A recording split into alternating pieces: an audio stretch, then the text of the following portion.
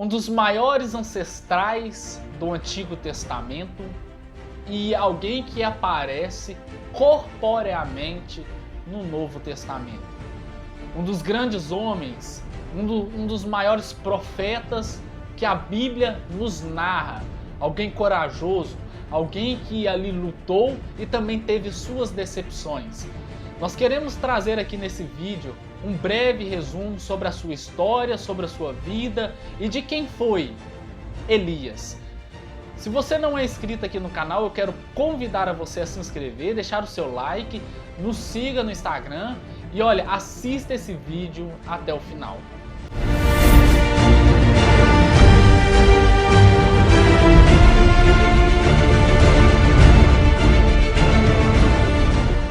Então, meus amigos, que a paz de Cristo te alcance nesse momento. Eu sou o Jonathan Ferreira. Olha, se você não é inscrito, eu quero convidar você a novamente se inscrever nesse canal e queremos agradecer a você que faz parte desses mais de 30 mil inscritos aqui no canal. Muito obrigado. Que Deus possa abençoar a sua vida, os seus projetos, tudo aquilo que você almejar na sua vida, em nome de Jesus. Nós vamos falar de uma forma resumida quem foi Elias. Elias, quando nós começamos a estudar a Bíblia Sagrada, nós não vamos encontrar uma árvore genealógica, nós não vamos encontrar pai, mãe, filho, não. Nós não vamos encontrar ali algum relato sobre algum parentesco ou grau parentesco que ele teve. Mas de fato, nós começamos a perceber a história e começamos a ler sobre Elias em 1 Reis capítulo 17, a partir do verso 1. O nome Elias é o Senhor é Deus. Elias, sem sombra de dúvida, ele foi um dos homens mais importantes do Antigo Testamento. Ou seja, ele foi uma referência profética. Ele foi um dos maiores profetas do Antigo Testamento e, além dele ser um profeta, ele deixou um legado para Eliseu. Todos nós sabemos de Elias e Eliseu. Quando nós olhamos a cronologia da vida de Elias e a cronologia de Jesus Cristo, do nascimento de Cristo e nascimento de Elias, a separação desse tempo é aproximadamente 9 séculos. Quando Elias ele começou a profetizar, começou ali o seu ministério, ele começou no Reino Norte. Judá estava dividida com Israel naquele tempo. E nós sabemos que Elias ele era tibista de Gileade. O seu ministério, o ministério de Elias, ele não começou o ministério já arrebentando a boca do balão, já sendo aquele profeta, nossa, surgiu um, e aquele, sabe que sai aquele monte de gente, por exemplo, igual aqueles pastores que começam a pregar hoje na igreja, aí vai um monte de fiéis para lá só porque o cara fez um milagre. Não, o ministério de Elias não começou dessa forma. Foi um ministério sem coerência no início. Foi um ministério que começou devagar. Então, quando você percebe, o ministério de Elias, no início é uma forma, e ele termina o seu ministério de outra forma. De que forma que ele termina? O final do ministério de Elias é um ponto nevrálgico da sua vida. Foi um ministério finalizado de uma forma apoteótica, gloriosa. Foi algo estrondoso. Elias, ele marca, assim, o seu ministério ele começa aqui, vai subindo até aqui, e quando ele chega nesse ponto aqui, é algo muito grande. É um ministério profético ímpar, é um ministério extremamente grandioso, assim podemos tratar. Nós não encontramos nem palavras aqui para descrever como terminou o ministério de Elias. E eu quero trazer aqui o que ele fez, né, no ministério de Elias de uma forma resumida, para que possamos entender. O ministério de Elias teve 6 acontecimentos importantes. Existem vários, alguns medianos, pequenos, mas eu quero tratar sobre os importantes. Olha, ele avisou sobre a seca e teve o seu isolamento, a luta no Monte Carmelo, a fuga para Horebe, o episódio envolvendo Nabote, a profecia acerca de Acasias, e é o último acontecimento, que é a translação para o céu. Elias profetizou numa época difícil.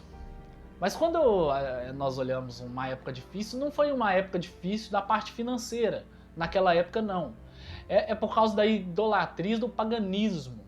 Observe-se bem, hoje, na atualidade, aqui no 2020, se nós formos pregar em determinados países, nós somos degolados.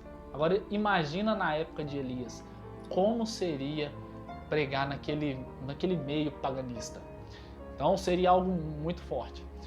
Algo que marca a história e que nós lemos, que nós gostamos muito, nós já ouvimos muito isso dentro das igrejas, é que Elias, quando ele entra na casa da viúva, falta o azeite lá, prepara para mim, e tem um dos maiores milagres, né?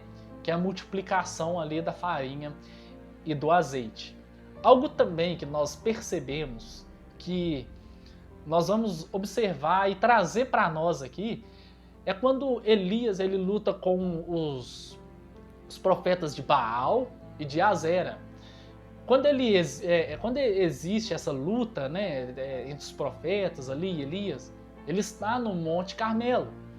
Então isso aí é uma das batalhas que Elias vence. E algo que deixa uma incógnita para nós é que ele venceu ali os profetas e tudo, só que passado-se um tempo, um prazo curto de tempo, Jezabel ameaça ele e ele entra para dentro de uma caverna, ele entra para dentro de si, o homem entra quase em depressão, isso mesmo. Muitos já disseram que ele já está com a depressão, né? E que Deus o sustenta ele. E ele vai para o Monte Horebe. Então ele sai do Carmelo, vai para o Monte Horebe, fica isolado, num estado depressivo. E isso eu trago para nós, né? Porque às vezes, quantos de nós vencemos ali, passamos uma dificuldade, muitas pessoas vencem um câncer, vencem uma luta e depois vem um abatimento, após uma luta, né, vem aquele abatimento. Se você está nessa situação, eu peço a Deus que te fortaleça em nome de Jesus. Se você está num estado hoje que você não encontra uma saída, nós pedimos a Deus que venha te abençoar e te mostrar a visão de como sair dessa situação. Mas isso é algo comum, né? Aconteceu com Elias. Olha só para você ver, um homem que marcou o Antigo e o Novo Testamento, né? Então aí, quando nós observamos, né, nós vamos, além desses acontecimentos, nós vamos ver o que veio acontecer posteriormente a Elias, que é a translação para o céu. Elias, ele não provou a morte, isso mesmo, olha só para você ver, Jesus Cristo provou a morte, Elias não.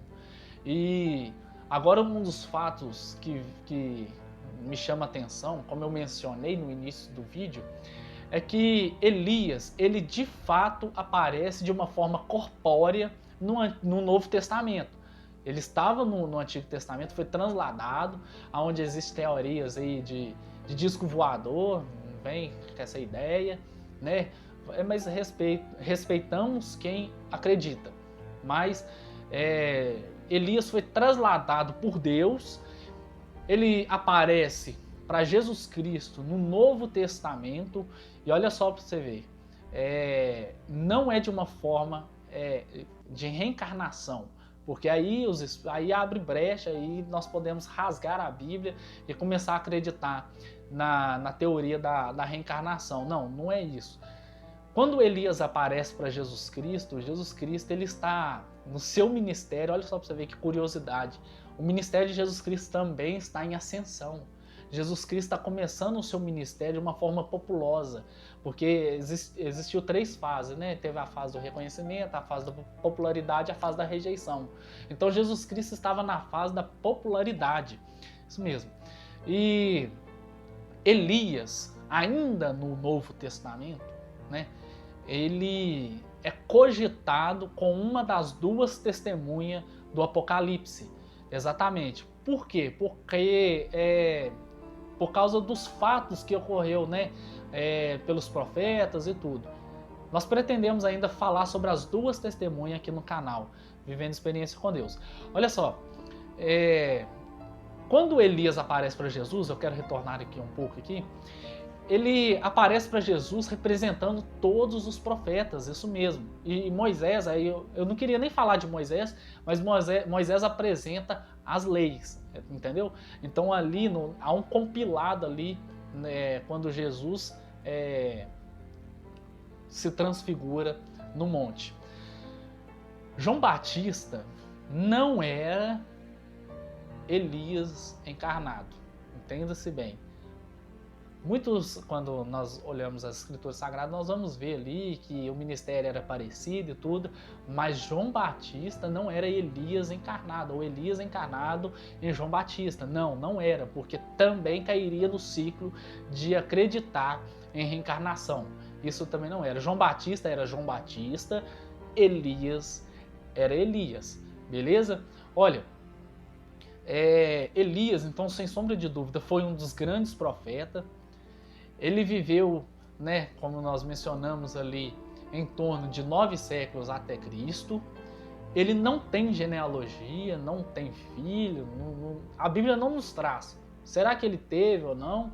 A Bíblia não nos vai trazer, a Bíblia Sagrada não, o cânon bíblico não.